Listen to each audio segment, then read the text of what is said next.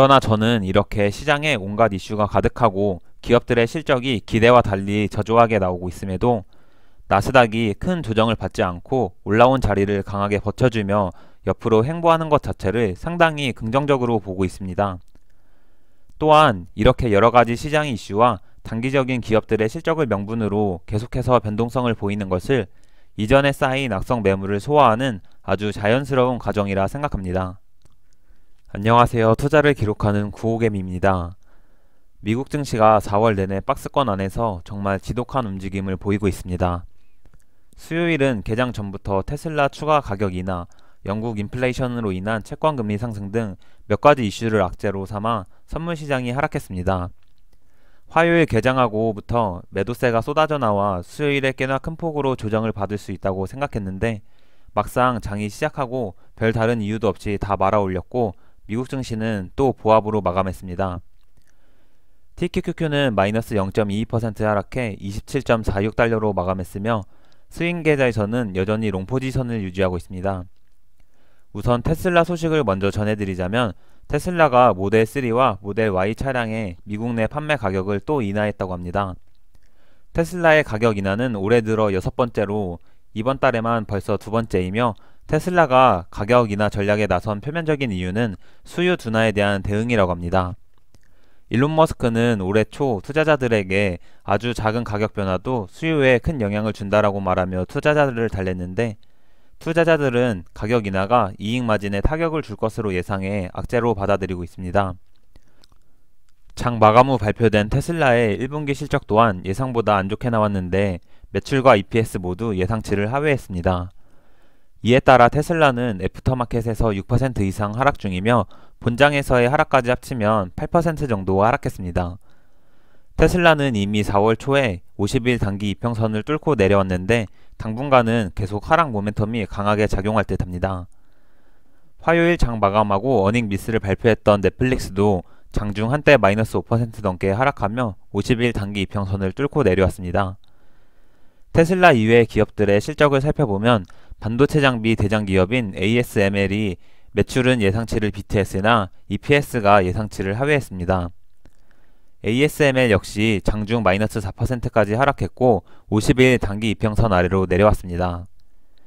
기업들의 실적 발표 이외에 주목할 만한 소식으로 케빈 메카시 하원 의장이 조만간 연방정부 부채한도 상향 법안을 표결에 붙이겠다는 뜻을 밝혔습니다.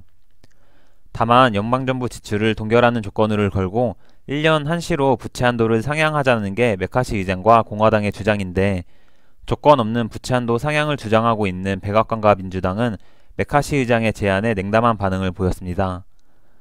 공화당은 사용되지 않는 코로나 지원금 철회, 빈곤층 지원에 대한 자격 조건 강화, 화석연료 규제 완화와 생산 확대, 전기차를 포함한 청정에너지 프로젝트에 대한 감세 철회 등 불필요한 지출과 세금 감면을 줄이라고 주장하고 있습니다. 6월 초에 있을 재무부 부채한도 만기일이 다가오자 민주당과 공화당이 본격적으로 딜을 하고 있는데 이렇게 재무부 디폴트 공포감을 명분으로 시장이 언제든 조정을 보일 수 있다고 생각해서 여러분도 이 점 미리 인지하시길 바랍니다. 이외에도 시장에는 여러가지 자잘한 이슈가 있었는데 연준은 베이지북에서 고용과 인플레이션 둔화, 신용 축소 등으로 미국 경제가 최근 몇 주 동안 정체됐다고 밝혔습니다. 이는 실리콘밸리뱅크가 파산하기 직전인 3월 초에 발표된 직전 보고서에서 꽤나 톤다운된 어조입니다. 한편 이번에 발표된 영국의 물가지수는 전년 대비 10% 넘게 상승했으며 이로 인해 영국채 금리가 상승하고 미국 증시에도 안 좋은 영향을 끼쳤습니다. 영국과 달리 유로존 CPI는 전년 대비 6.9% 상승했고 이는 22년 2월 이후 최저치라고 합니다. 다만 유로존 근원 CPI가 여전히 높은 수치를 보이자 전문가들은 유로존 최종 금리 전망치를 상향 조정했습니다.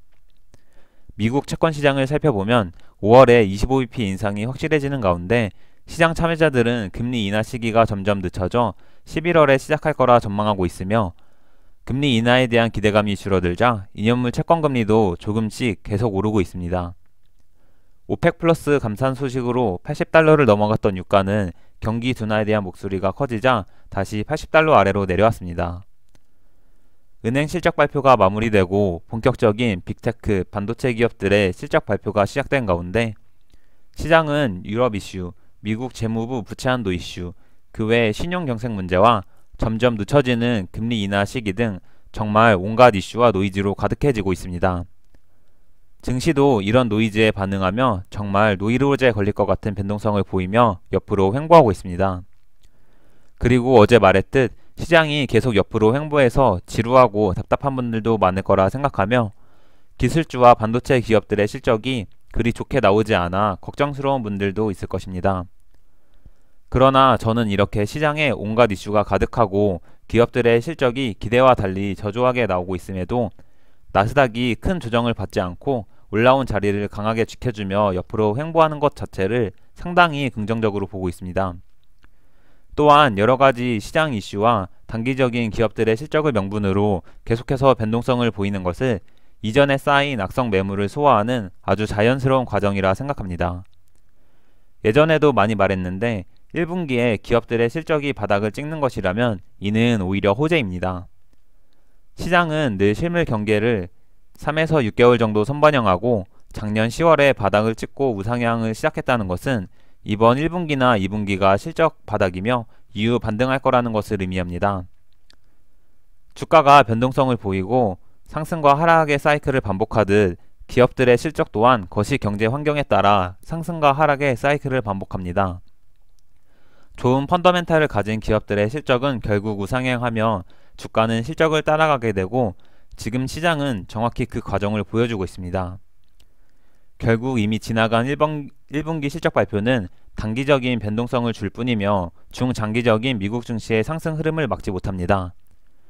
이런 주식시장의 본질과 이치를 참고하셔서 시장이 온갖 노이즈로 인해 변동성을 보이며 횡보하는 것을 답답해하지 않고 초연하게 받아들이시길 바라며 영상 마치겠습니다.